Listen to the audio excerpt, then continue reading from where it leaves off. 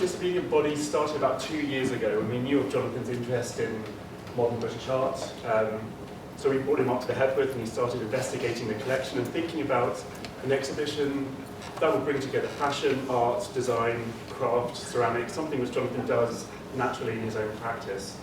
And what we have upstairs is a collection of over 100 objects which span all of these art forms in an exhibition we've never really done here before. So I'm really delighted to welcome both Jonathan and Sarah here this evening, and I'll hand over to you now. Welcome. Jonathan. First of all, I'm Sarah Mower. I'm a fashion journalist, and I've known Jonathan since, now I realise, since he was 22. So young at the time, but Jonathan started his business in London in 2007, 10 years ago. Yeah. Unbelievably. And look at you now. Still standing. 2 collections that you currently design for, one your own, J.W.ANDERSON, and of course LOEWE, based in Paris, which is a Spanish company, leather goods company. First of all, I'd like to start by asking you how Barbara Hepworth came into your life. How did she come into my life? I think 3 years ago I became creative director at LOEWE, and I decided that I would go to St. Ives before I started on my own. And when I was in St. Ives, I was going to different trying to find things, as always. And someone said, "Oh, you should go to Barbara Hepworth's house." And I was like, "Well, where is it?" So I tried to find it, and found this little small entrance to go up inside, and then I stayed there the entire day. And I think it was just one of those experiences where you go to, I always think a domestic space of anyone is incredibly interesting, and sitting in a garden and looking at the sky and thinking that you were in like Los Angeles, but you were in St. Ives, it was kind of surreal. And so I spent all day and I just looked through, and then when I got back to London, I bought loads of books and loads of books and loads of books, and started to research around that. People like Ben Nicholson and etc.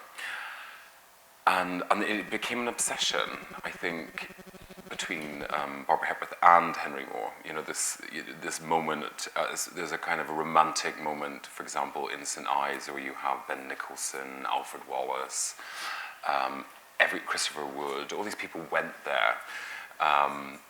And for me, when there's a story behind something, there's a romantic idea of the artist. I do fashion, but the idea of anything to do with the artist is sort of like fascinating to me, because it's a practice I don't work in, but it's something that I admire a lot, you know.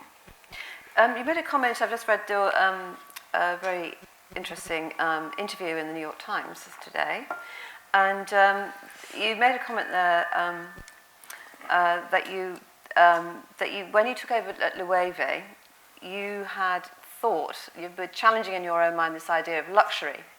And it struck me since that you used this phrase that LOEWE would be, you intended LOEWE to be a cultural brand, and that was the kind of language that hasn't been spoken in fashion discourse. Can you just explain what you meant by a cultural brand? And also replacing this idea of luxury. Yeah, no, I think when I joined LOEWE, I was probably way too excited. I was probably way too arrogant and way too outspoken, and I started to learn not to be, well, tried not to be too outspoken. Never been too outspoken. And when I joined, you know, every time that we would go into a bag meeting, it was, you know, this is a luxury brand, 1846, it's about luxury, we need luxury coats. And, you know, every time I always think of luxury, I always think of Tesco's. So it's always like this idea of like luxury sausages or luxury luxury coleslaw, and I thought, well, I don't really know the resemblance between coleslaw and leather goods. Emptied word. Yeah. So I started working through the archive and started to instead of rejecting the archive, the idea was to kind of embrace it for whatever there was left, because obviously LOEWE went through a dictatorship. It went through Franco. It was, you know, a very strange brand because ultimately it started off as a manufacturer, but in 1960 it became something, and in the 70s it became incredibly popular with a bag called the Amazona, which was made of suede. So from that, there was this one guy who I kind of borrowed or stole a lot of ideas from, who was an architect called Carvajal, a Spanish architect who built the Spanish Pavilion. And what I thought was really interesting is when he designed the stores and he designed the product, his whole idea, it was this idea of a home. And you would enter, you could buy a chess set, you could buy, you know, anything within in the house, glasses, wine glasses, lighters, cigarettes, you know, the whole lot. So for me, that's when the idea came, okay, well, if we're going to open stores, or we're going to talk about fashion, ultimately, fashion has a store in Barcelona. We have a store in Barcelona, or we have it in Japan, or in Hong Kong, that people would enter the store as a public landmark, like you would enter the Wakefield, and even if you didn't buy something, you could still leave with something. So I decided that LOEWE, that luxury was over, and that LOEWE was going to be cultural. And you're its curator as much as you are its designer. Yeah. For me, it's like the fundamentals of being a creative director. When I've always, for me, for example, I see Alaya as a fashion designer, whereas I don't believe that I am a fashion designer per se. I am more of a creative director because, you know, I embrace the idea of having teams. I collaborate with a large group of people. I have an insular group of people who I work with, who I trust in, and who advise me on the shows, or advise me in terms of the architecture or whatever. And for me, I'm kind of conducting an orchestra to kind of work out a way with both brands how they can both articulate differently in terms of store environment or online environment, or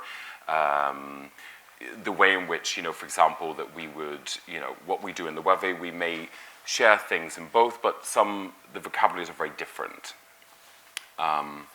You know, I see J.W.ANDERSON as a cultural agitator, whereas LOEWE is this idea of the cultural house, the cultural brand.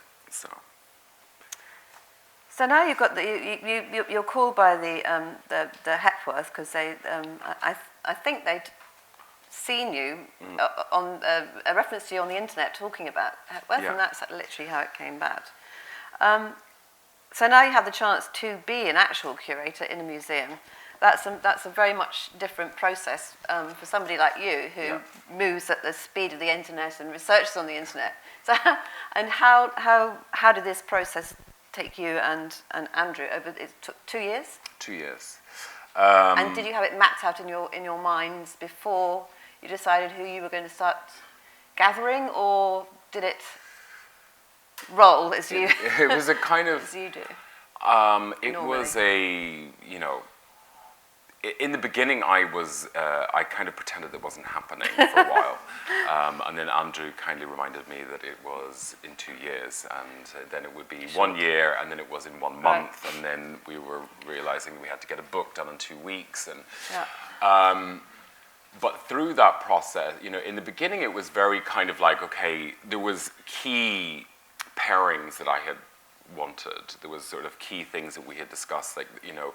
I think one of the major, when you do an exhibition, I only learned this, is that when you want to borrow something from the Tate, it takes an incredible amount of time, and and it's not 2 weeks, and they may let you have it. They may let you have 2 pieces or 1. We were lucky to get 2, so that was good. So you book all those in, and so the key pairings for me in the beginning was Garbo's Head, which will appear at some point from the Tate, and Dorothea Tanning, and the other one was this idea of ARP and Christian Dior's dress from 1952, which I had paid homage to in a pre-collection because I was obsessed by this dress. For me, it was like the ultimate dress. So I got a pattern cutter to kind of reconstruct it in pinstripe, and it was this obsession to kind of represent it in different forms. So these were this idea of a dialogue. So each piece was going to be in dialogue. So it could be Helmut Lang with Giacometti, or it's ARP and Dior, and all these conversations of these characters. So you would turn a sculpture into a person. You would take a dress, it would become a person or a top, and these individuals. And then through the process, Andrew was like, well, we might need to get an architect to kind of lay it out or put it into some sort of context. So we contacted 6A architects in London, and they very kindly agreed to this last-minute project. And this evening you'll see they built a series of rooms using dead stock fabrics that we had at JW. Because in fashion, you sometimes you have to preempt what you're going to sell, and sometimes things don't buy sell. fabric ahead of time. So you end up with a lot of fabric. So they decided to use all these different archive fabrics that were sitting in a warehouse. Of some of them are corduroy with bunny rabbits on them, some are sheer, some is a beige corduroy, not very popular in terms of sales, and there it was. And every week we would find different components. You would contact. Giacometti was the hardest thing to get for the. Where was Giacometti? Well, we were very lucky in the end that the Sainsbury's Centre very kindly agreed to lend the standing figure, because for me it was like instrumental in terms of this combination of like Louise Bourgeois, Helmut Lang, and Giacometti. This conversation that we were really determined to happen. Explain that room in more detail, because they're Helmut's. What do you call them? They're the harnesses. The harnesses. Yeah. Yes. Well, I've always been obsessed with them. I remember when I first went to New York. I remember going to the Helmut Lang store in New York when he was still working, and I remember seeing those pieces and feather pieces in the store, but I for some reason never bought them. I didn't think I could afford them, and they always stuck in my head. He has this amazing advertising image of one of those like hoppers, and you have like a harness just hanging off it. And I think for me, in terms of what I've done in advertising, has been very influenced by Helmut Lang. I think in terms of, he was an incredible visionary in terms of modernity in fashion, and he very famously worked with Louise Bourgeois, and you have that amazing image of her holding a phallus, and in the image, in a tiny image in the right hand corner. And in this room, it was this idea of line reduction. So you have these kind of totems, and then on the back wall you have the harnesses. And for me, the whole thing really that you'll see this evening is, I think, a self-discovery thing where, can Helmut Lang be seen as powerful as a Giacometti or Louise Bourgeois? Is that possible? Because, I think I was a snob a bit as too. I was kind of, fashion is kind of like, is it an art form? Is it not an art form? Is it, what is it? And I think by working through these pairings, through other designers, I started to fall in love with the idea that when you do remove the body, they do become objects in their own self. It's like when you go out on a night out and you take all your clothes off and you throw them at the side of the bed, they become an object. Mm-hmm. It's sort of like, it goes back to things like Tracy Emin's bed, or the minute you remove the body from it, they have to hold themselves. And I think that's the thing that I've, through doing this process, and you see the garments, they become they become something in their own, which is sort of. Go back to explain the title, Disobedient Bodies. Did it begin with the Henry Moore sculpture, which is it's the centerpiece of the introductory piece, carved in Elmwood in 1936? Yeah. Your thoughts about? Well, for me, that when I first came to Hepworth and I saw that sculpture, it is the most incredible sculpture. And it sort of, for me, I was just like thinking, imagine being in that period, seeing that piece. It must have been bizarre. Now it's like classicism, but when you looked, to look at it, it must have been kind of the most strangest thing to see, you know. So for me, it was just like, then it started, we worked through a lot of different working titles with Andrew, and some of them were less successful than others. Some didn't really make sense. And then suddenly this word disobedient came up, and it was this idea that, you know, in sculpture, maybe what Moore was doing was being disobedient to portraying the body, say, for example, in Victorian figurative work, or it wasn't representing. It was not just like recreating the body. It was a different representation. So it was kind of breaking out of the form. And then it was this idea. Then, okay, well, if sculptors were being disobedient, were fashion designers being disobedient? Were furniture designers being disobedient? Or ceramics? Or any sort of creative form, dance? And then it just turned into this massive mind map. Mm-hmm. You were trying to find all these different links or moments in fashion or in sculpture that kind of broke out of the norm.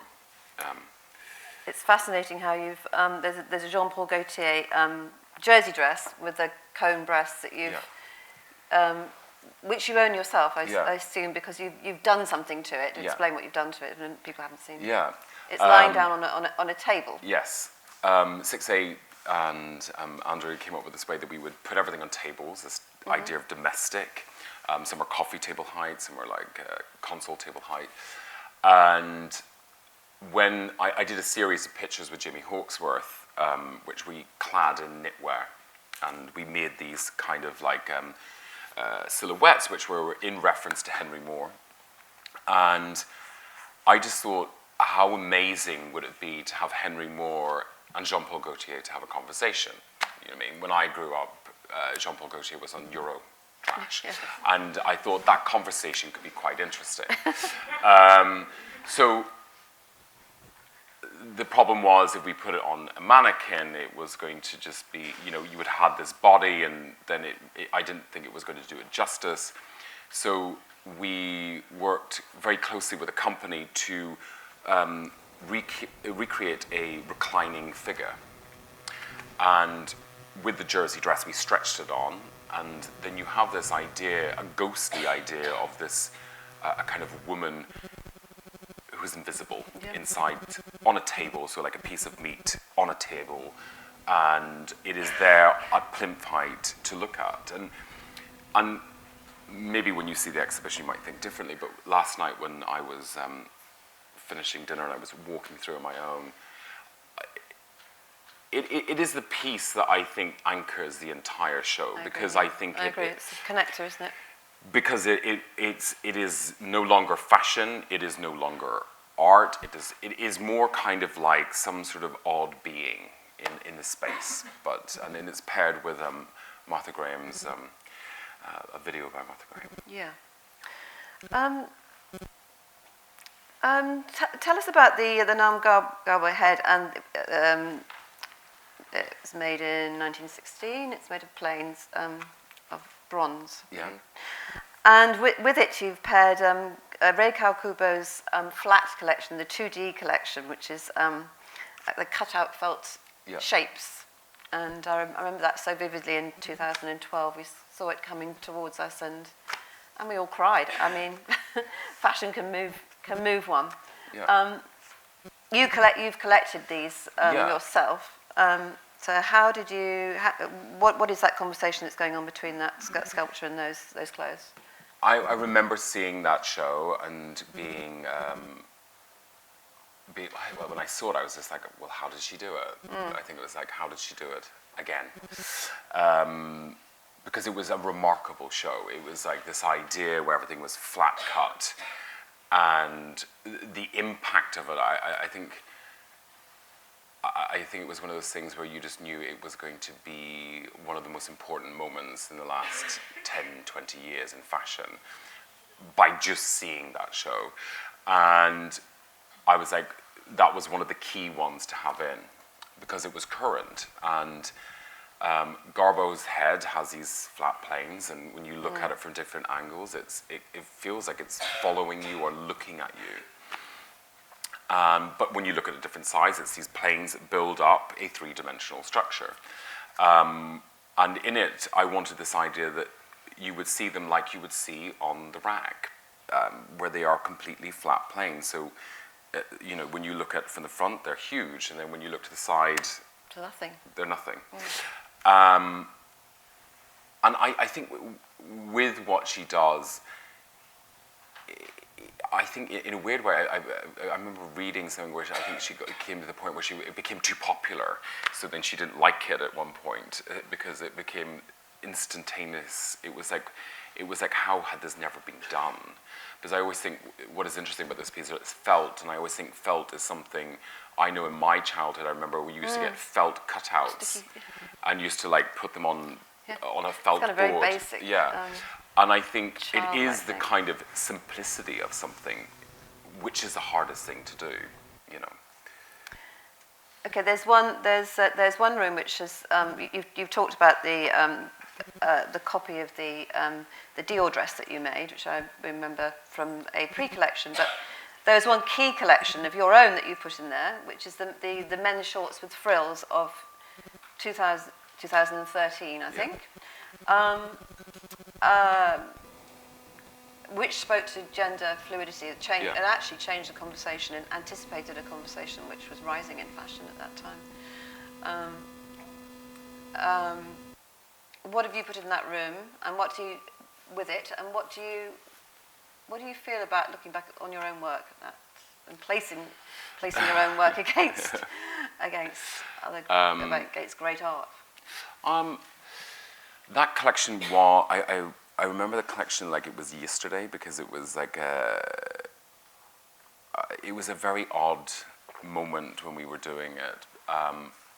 Me and Ben, who I work with really closely, who styles and creatively works with me, we were doing this collection. It was made out of felt, army felt, and it was looking at this idea of proportion and line, the idea of the t-shirt as the dress, or the shift dress as this, the coat wore with nothing.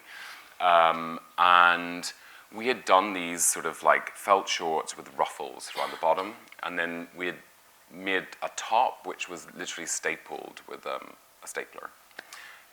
Incredibly simple, with ruffled boots.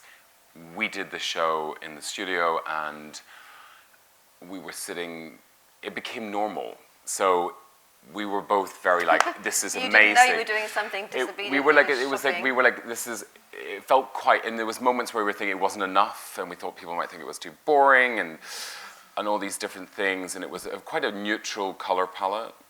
Black? It was black, camel, navy, and I think there was a touch, there was a yellow dot, a blue dot, and a red dot on a jumper, because we needed to sell something. And there was sort of a camel boob tube for. There was a boob tube, which was interesting. But the time we had done it, there was like models where first the word had got out that we had done a show that there was a guy in a kind of a vest top with a pair of boots with ruffles around it. So models started to drop out quite quickly, and then we started to realize that it maybe wasn't as normal as we thought it was. And then Ben had heard the song by Angel Hayes, who was some American singer, and it was in an abandoned car park. Yeah. And I will never forget, we sent it out. I think someone broke their finger trying to get boots, to change the boots. Someone put their hand in, and that was it, gone. And it was, we were like, it's great, it's done. And then the next morning, we had Adam, who worked in press. The next morning, the Daily Mail had decided that I was out to destroy masculinity. Of course you are. And then I read bad review after bad review. Not from Joanne Furness. No. And then we moved on. It didn't sell. We saw the jumper. We saw the camel coat from it. There was no real business strategy, but it was one of those moments that as I went on and to become more settled down in fashion, I do look back on that moment, and I think there is sometimes there's one moment that you kind of really enjoy because I had nothing. There was no money. You would be in a studio, and the next minute the assistant would come and say, well, we've got fabric to pay for, and I was like, well, we're not going to be doing that this week. And it was tricky. It was a very complicated time. I remember living in the studio. I remember visiting you in the studio. It was in a basement, and I remember there was a certain time when you were all going around with hot water bottles stuck up your jumpers as it was freezing in Chapelwell Lane, right? Yeah. And it was quite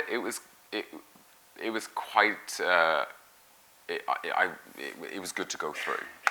I did realize I was not a business person in per se of actually keeping in control of numbers.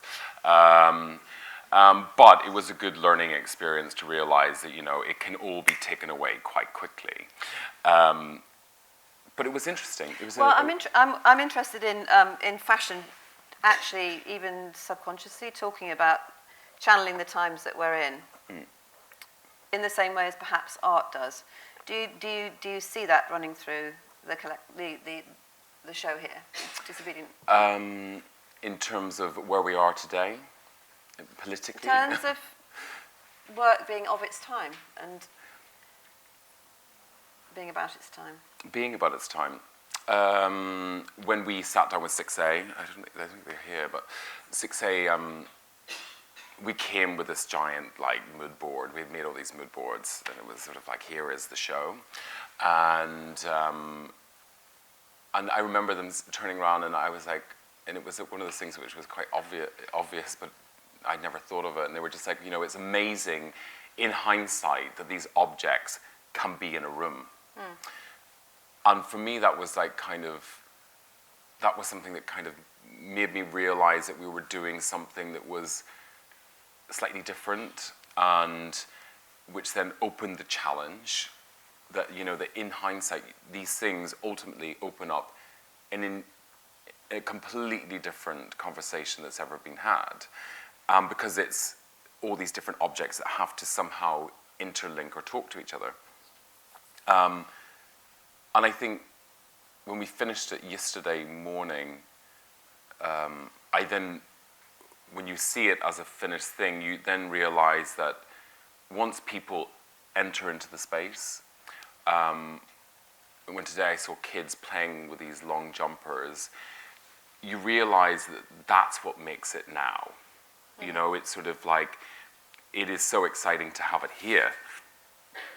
Because if it was in London, it wouldn't make sense. It makes sense to be here right now. Because there is something, I remember when I came to this building and Andrew was showing me around, I was always sort of amazed at how does a river end up hitting a building? And it's how did that work? How did they even build that? And it was sort of, it always reminded me of something like Amsterdam. How do you have canals beside things and the buildings don't fall in? And there's something quite beautiful and perfect of being in Yorkshire and having the creative space. London is kind of like a vacuum, whereas here you can kind of see, you can kind of experience it without this kind of intense energy around it. There's more of a liberal energy, which I quite like.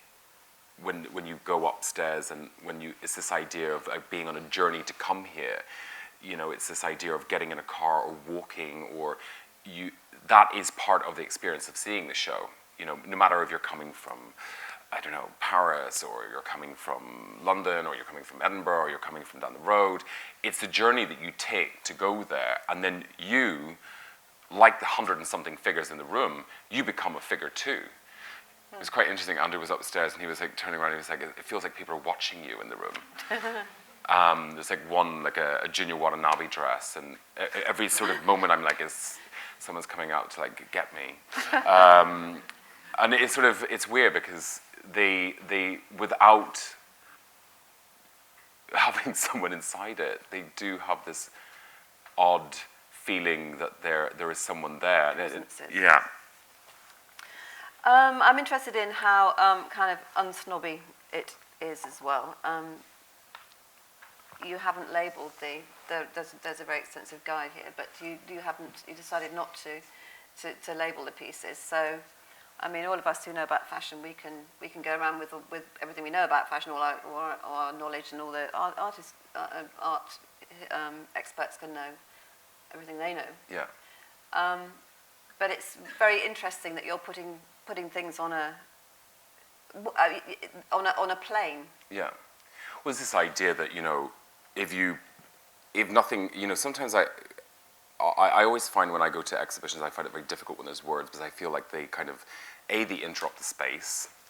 They make it look quite ugly. Barriers are a nightmare. Glass cabinets, hate them. Yes, they're barriers. You want to touch everything. So the minute you put these other components, it distracts from the entire thing. But the fundamental of it is this idea that when you approach 5 objects, 20 objects, 100 objects, 1 object, that you don't go, oh, that's Giacometti, and that's Helmut Lang, and it tells you, it's like it's already telling you because it's written on the wall. Instead that you go and you kind of embrace it by going, well, which piece is art and which piece is not art, and which piece is fashion and which is the furniture, what is it, you know? And I think it means that I leave it up to you to make the decision. You know, it's the idea of saying, well, I'm not going to give you the history of fashion. I won't give you the history of art. But I want you to be able to experience this right now. And if you are curious to know what number 55 is, then you can. It's like a discovery thing. So it stops you from going, okay, well, by knowing the name of something or knowing the date of something, that you automatically then have a preconditioned idea of what that was about. I'm interested in your fanaticism about ceramics and ceramicists, which, I mean, in the fashion world, it's been very unfashionable. But it's a special passion of yours. When did you get into collecting ceramics, and how? How did I get it? Well, my grandfather collected British ceramics, and he would, but in all different things, like Delft, and like, I mean, you know, even. So, which grandfather? My mother's side. And he took you to. Yeah. He's still alive. He's still alive, 93, still chirping. And he took you to what, junk fairs and. Yeah, so we would go to like a carpet sale, and then we would find things, and then you know, the whole thing was to try to find something which was. You know, it was this idea of training your eye to know if a decanter was made in like the 16th century or 17th century or the 19th century, or was it a copy, or was it made last week? And it was always this like kind of toying challenge to see, could you start to learn through by knowing. So I think I've always had this, I think my grandfather made me an obsessive. He gave you an eye for what's good. Yeah, the idea of that, you know, I don't believe in this idea that you are born with taste. I believe that, you know, it's not about that. I think you learn through seeing, touching, feeling. I don't think you have to be born in a certain place or in a certain like wealth to know about taste. I don't think it comes that way. I think you have to learn. I think some people think it's like a born thing that you have. I think you have to train the eye to, you know. So you were practicing this from when you were a child? Yeah. Being a hoarder, and then through this, I became obsessed by British ceramics because I couldn't buy art because it was too expensive, and ceramics were kind of accessible. And I started collecting a ceramicist called John Ward, who I became obsessed by, and it was like trying to find all the different periods that he worked in. Then, as I became more and more obsessed, I would not eat and I was like trying to find Lucy Rhee, and then it was like, then Mo Jupp, who we have on the show, and Delft Tile. It was just like an obsession, because I felt like I couldn't do it. And I felt like, how can you build, like, you can just build it from the ground up, or you can coil it. So for me, it was super important in the show that we would have big figures and new figures and in ceramics, because I think ceramics really are bodily. They're vessels. They have this can't even speak, but anyway, tactility, which makes you want to touch. It's an object that is sometimes usually has a function, or you can put something in. There is something that we all can associate with the idea of having a cup of coffee or drinking tea, and it's something which is fundamental. So in the show we have Lucy Rhee, we have Hans Koper, we have Magdalena Odondo, who Andrea introduced me to, who has these incredible vases that have never been seen, and they nearly have like Adam's apples coming out of the neck, and they have like they look like spines, and you really kind of, they're so powerful. I think, you know, I'm probably quite biased when it comes to ceramics, but they're so powerful in terms of you just want to lift it. You know, you want to feel what the weight is, nearly. Also, that yesterday when you were showing us all through, there was a moment where you were talking very fleetingly about the work of Sarah Flynn. It's black ceramics, which you said, and she's Irish. Yeah.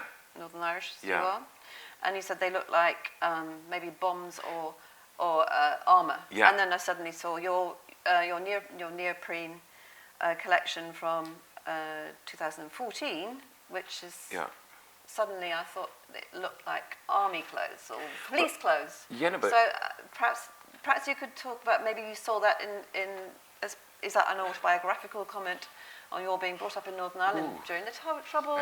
I don't know. Did something happen there in that relationship? I don't know. I think what was interesting, I don't know if Sarah's still here, but she came last night, and I think I was talking to her, and she was, you know, explaining this idea, you know, that they are bodily, this idea of something which is, you know, quite dark. You know, she was explaining they're quite, you know, they're kind of like emotional pieces. Right. And there's one that actually looks like looks like a torso figure, and one looks like a bum.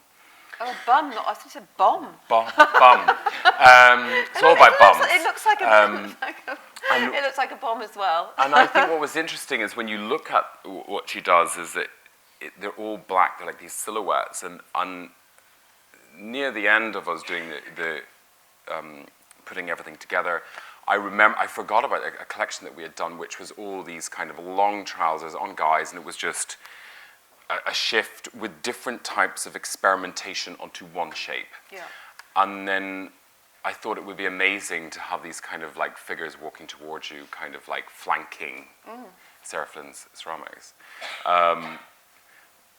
But I think it's, you know, for me it was kind of remarkable to find someone. When you grow up in Northern Ireland, you're always like, you never really like things from where you come from.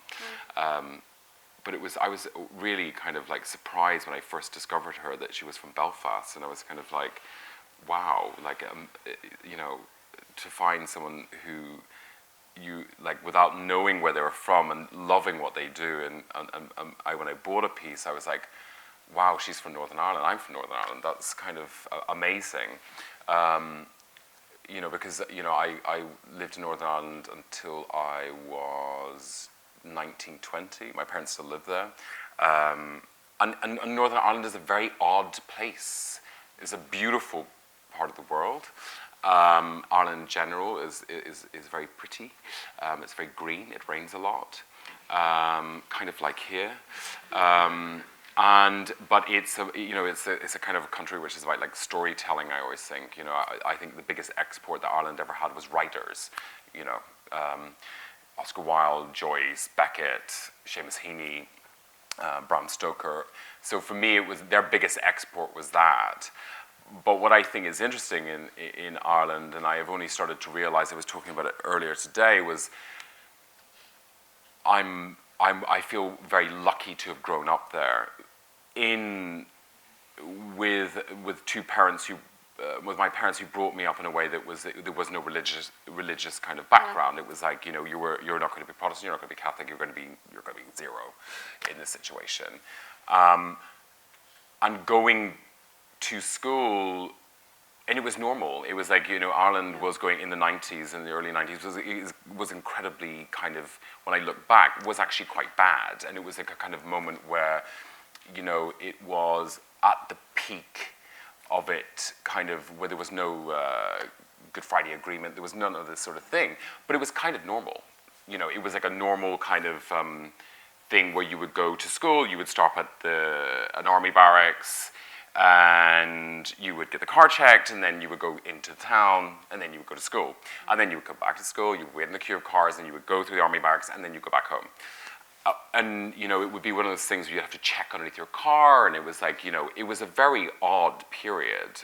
At the very in the beginning, my parents were, it was not, they were never paranoid, but it was there was it was a moment. And then you would go to, and it would be every day. Yeah. Every day there was a problem. And I'll never forget when I was, a child, I remember we lived in Macclesfield, and I remember going to school, and then driving back from school, and the entire street had gone. It was like, and it was a very, but for me, it was like the most amazing kind of, when I look back, I was like, thank God I grew up there, because... Has it made you fearless? Has it made, growing up with some where you death and injury all around you? No, I don't think it makes me fearless, but I think it reminds you every day that, that it can be taken away, and I think, and you realize the reality. Sometimes it's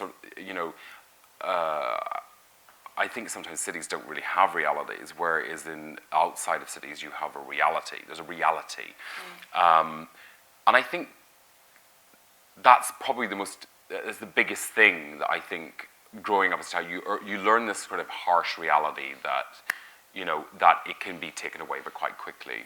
And I think it's sort of, no matter where you grow up, I think it will always stick by you, And I've always, always been fascinated by people like, we have a film actually in the show by Beckett. He did it for a German TV network called Quad. And, Beckett, Joyce, Oscar Wilde, they all left Ireland.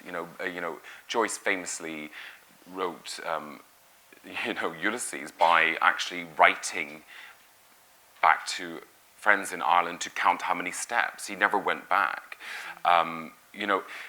So there is something, I think, with Ireland that never will go away. So, and I think it happens to everyone. If you're born in Yorkshire, you're born in London, you have this thing that, I think it determines color. I think it determines aggression, non-aggression. I think positive, all these things where you're brought up are super important, because I think they influence you creatively in life. I think, and it can be as literal as that, when you grow up with a lot of green, you're very good at mixing greens. Or that you see, I think, if you were to grow up in Morocco, you would be probably very good at color, because your horizon line is different. I think. But did you know you were going to be a fashion designer? Was that an ambition, or was there something? No. Right. It was never an idea. I actually wanted to be an actor. Yeah. Which was something I pursued. I went to the Actors Studio in Washington, D.C. I'd never left. I'd gone on holiday in Europe, but I'd never been to America. And I remember packing my bags and going to America. For an Irish person, going to America is like a big deal. And the great thing about America is that they love Irish people. So I was, because they all have relatives who are Irish, and everyone knows each other. And I went to school there for 2 years. I was meant to be there for 3, and I studied Stanislavski, I did the Alexander technique, I embraced this idea of becoming an actor. I did A Midsummer Night's Dream with the Washington Shakespeare Theatre. What did you play? I played the understudy for Puck. Yes. That totally is typecasting, right? And the problem is the person was never sick, so I never got to play it. And when I was there, I kind of discovered myself in many aspects. And it was great because £1 equaled $2, so it meant everything was like you could max out your card and still you could spend double. Yeah.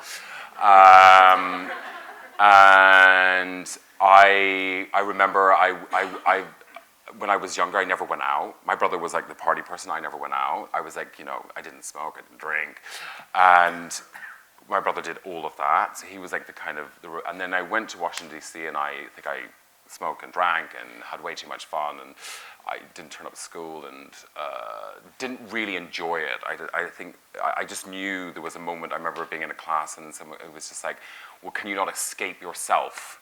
And I was like, well, I thought I was. And then I realized that I was never going to be good at it. Right. I think it was this harsh reality one day where I was like, okay, this is just not going to work. So I didn't tell my parents I had stopped doing it, and until like I was not paying a credit card bill, and my parents were like, "So what are you doing?" I was like, "Well, I'm not going to do it," and they were like, "Well, you should finish this semester." I was like, "I've already finished," and they were like, "Well, what are you doing?" And I was just partying. So my parents told me to get back on a flight and to go and get a job. So my dad was coaching a rugby team in Dublin, and I went to a store called Brian Thomas, and which is like the chicest thing in Dublin, isn't it? In Dublin, and they were looking for like staff to sell clothing, and I'd never worked in a shop. I worked in a garden centre. I had worked in a restaurant. I worked in a coffee shop. So I went into Brian Thomas and I was like, yes, I've worked in many stores. Of course, yeah. Loads of stores. Everything. In America, I work for everyone. Do you know what I mean? And they were like, fine, you can work in the menswear department. And that is when I became obsessed by clothing. And it was when Hedy Slimane had gone to Dior Men's. And it was his first collection, and it was amazing. You were selling it? And I was selling it. Prada was at its peak in terms of menswear. And I would work night and day in this store in Brown Thomas selling clothing and becoming obsessed to the point where I was just like, I remember on nights out we would like, and I remember actually meeting the owners at a dinner about 2 years ago. We used to we would go out in Dublin and we would like borrow the clothing and then we would wear the clothing. Fumigate it the next day. and then you would have like Febreze and you would Febreze it, steam it, and then put it back on. And yeah, so I used to have like an entire wardrobe that was on like a new season all the time. And then what was great was like anything that, in Dublin, it was usually like a polo shirt and a pair of jeans, and that was about whatever one wanted. But then there was, brands always force you to buy all these different things. So when it came to the sale, all the good stuff was like 90% off. So you could get like a Dior jacket for €35 because no one wanted it. So it was this amazing moment, and I somehow realized that if I didn't go back to university, I was going to be in that department store forever, and probably, partying myself into oblivion. And then I saw an advertisement for the London College of Fashion, and I saw one for Central St. Martin's, and for 2 other courses. I spent 3 weeks making a portfolio, which actually was like a lot of GCSE art that I had done, and I had put it into a portfolio. And I went to drama school, so I put all these things and explained, and I went to interview for all these schools, and I didn't get into any of them because so St. Martin said no, said no, and London College of Fashion said no, and then I was like, I don't know what I'm going to do, and it was one of those things, if you didn't get in, you had to wait till the following year, and then someone at the London College of Fashion then rang me back and said, we haven't got a place in the women's wear course or the foundation course, but we have started this new course in menswear. And there is 15 positions. And so I started in menswear, and I remember my parents drove me all the way from Ireland in a car with all my junk and dumped me off at Seven Sisters and was like, off you go. Thank God. And that's kind of how I ended up somehow being here. The biggest, probably the one thing I have missed out was when I was in Brown Thomas, a very crazy, mad Italian woman came to Brown Thomas called Manuela Pavesi, and she came into the store, and she was the visual creative for Prada, Miuccia Prada's best friend, and this very kind of small woman with very grey hair and with Lots of jewelry, with a lot of wealth, yeah. And very kind of articulate. And in Brown Thomas we had Prada Sport and we had Prada Mainline, and in those days Miuccia Prada wanted everything separated. But in a store like that, you couldn't really do it. So I used to love doing the racks, even though it would drive everyone crazy, and like visual merchandising them and like putting them on mannequins and like stacking up jackets. And so she came one day and she introduced herself and she was like, I want you to do a rack. So I mixed all these things together, and she was like, it's very nice, it's very nice. And then she was like, if you come to London, I can give you a job. And I was like, so I took her card, forgot about it, and then I was in London, I was a year in, and I went into Bond Street, into Prada. They used to do these amazing lookbooks, which were done by an artist, to go and get that, and there she was. And she was like, do you remember me? And then she was like, do a rack. And I worked with her for 2 years. And so I didn't really go to school. I kind of worked with her because her firm belief was that you're not going to learn anything there. You're going to learn it from me. And she was right. And it was probably in a weird way, it was. Your education in presenting fashion and selling it and seeing it as placing it as artifacts as well. Yeah. I mean, that's your real talent. Yeah, I think that's because I think the most important thing if you're going to work in fashion today is that you kind of need to work on a shop floor. Yes. And you kind of need to know how things are visually presented. I think in a weird way, in Prada, it was a moment before they went to black and white tiles and when they went kind of like vitrines in the 50s rather. It used to be just pistachio colored and a carpet. Yeah. And Manuela Pavesi would sit there, she would rock up at like 7 a.m. in the morning in Harrods in, like a mink, a crocodile coat, a scarf, 3 bags, diamonds. And she would be like, she would sit there and she would work on a mannequin where she would have brooches on the eyes and she would have a feather hat and then she would have 3 coats and a scarf and the stocking would be down. And in a weird way, she kind of, built this Prada woman in the store, but on mannequins. She designed the mannequin. It was a whole thing, and it was mesmerizing to watch as a person. And sometimes customers would come in and see her working, and they would be like, "Oh my God, that's Miuccia Prada," but it wasn't her, because she was so clad in it. So yeah. You also told me something else, which you might blush about.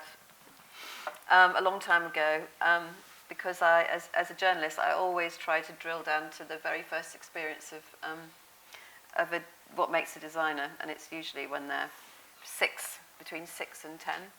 And you told me about at Christmas when your parents would built you and Thomas, who now works with you, Yeah. is your age, a little shop. Yep. What was it called? It was called Anderson's. And what did you sell in the shop? And how did that go with you and your brother competing to sell? Who did what? I don't know. My brother now works for me for legal and operations. Yeah. He did do HR for a bit. Realised He's legal. He does legal now, and works. He does all the hard stuff that I can't do. And when we were kids, my mother worked as an English teacher. And there was a technology department, and my mother decided that she was going to build us with the help of the technology company, a shop. And the shop was cream with a blue sign, it said Anderson's on it, and it sold lots of plastic vegetables. And I remember it had a till, and... Who did you sell to? And we used to sell to my little sister, okay. who we used to torture. And it would always be a fight of who was going to be inside and who was going to press the button to make it ping and all these different things. But yeah, my parents were, very, in a weird way, they were maybe sometimes too liberal with us, but we. No, that's future discipline. Okay, so we'll open it up to questions in just a minute. But I wanted to ask you about education. Your mother's a teacher.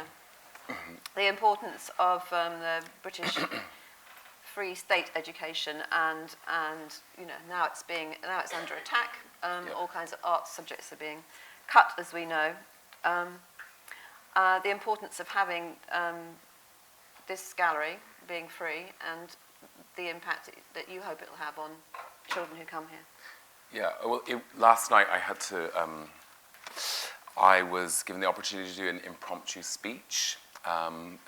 Which I didn't improvise, and I was thinking about it last night, because I think when you do something like this, I will openly admit that by doing this project, it's been a very emotional project. I will admit that it's been a very kind of like I don't know how to explain it, but I remember just before we were about to open the pressing, I had to show with Andre the people who say don't touch things, and I remember talking about it, and then you get this kind of like, when you work on something, usually I work on a collection for 3 months, but this was like something I'd worked on 2 years, and a lot of things happen in 2 years.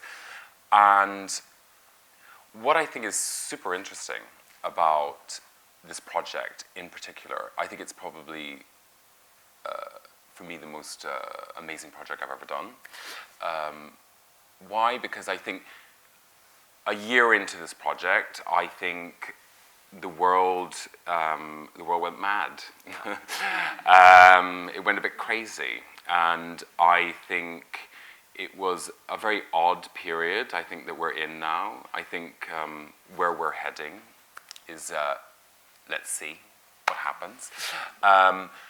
But why I thought it was interesting is it made me question myself. I remember being in Paris and it being said, okay, well, we're now leaving the European Union. I was like, great. Didn't think that was going to happen, and then I questioned myself. I was in Paris and I was watching the TV, and I woke up in the morning and I was like, this is not happening. And I think I questioned myself because in a way I was thinking, in my head, it was like, oh, this is not going to happen. It's like, it's impossible. And then the reason, when I had to go back to working on this project and thinking about it, I realized that it is so important that I was like stuck in London, trapped in a bubble, following people in a bubble, on Instagram, in a like culture where I like things and it shows me things that I like. It doesn't show me things I don't like. It only shows me all the good things. And I realized that I was conned.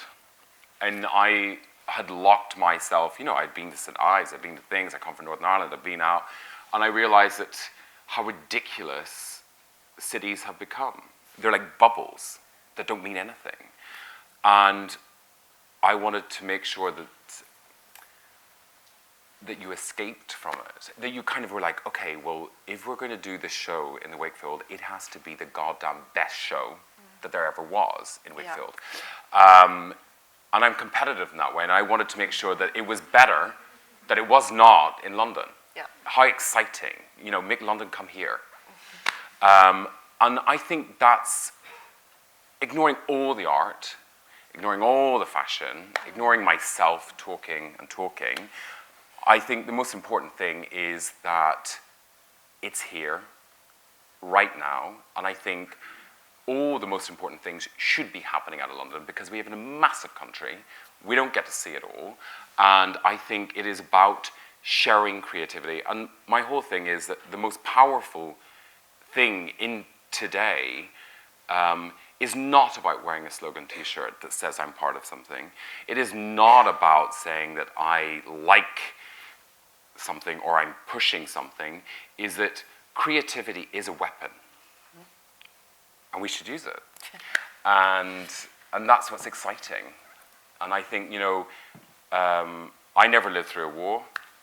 My grandfather did. And I think some of the most amazing art came out of wartime. Barbara Hepworth had 3 children, survived, did it. And I think it's amazing if we can take a really negative situation, which is, I think, at the moment where we are, you know, Donald Trump is running America. So, like, anything is possible here. So if that can happen, I think bring it on, because that means creativity and the arts have something to fight against. And I think when there's something where someone says no, then you have 10,000 people say yes. And it's all this kind of thing that you can kind of, through creativity, you can kind of secretly get away with that without them knowing, which is always good. That's why we want to close down art subjects, right? So yeah. Yeah. Anyway. Jonathan, thank you very, very much. Thank you.